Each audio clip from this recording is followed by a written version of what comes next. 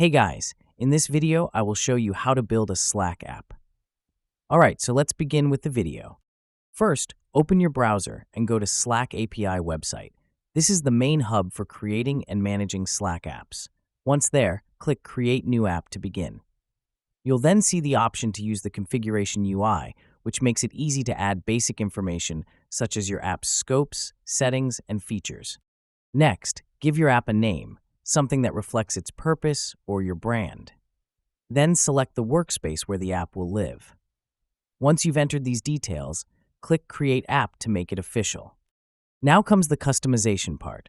You can add and adjust different settings, permissions, and features to suit your needs. You'll also be asked to add a description for your app.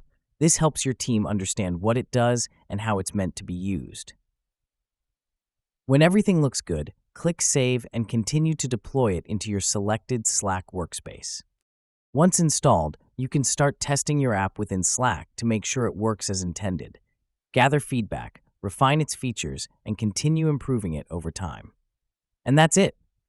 So that is how you can build a Slack app. So that's all for this video. Thanks.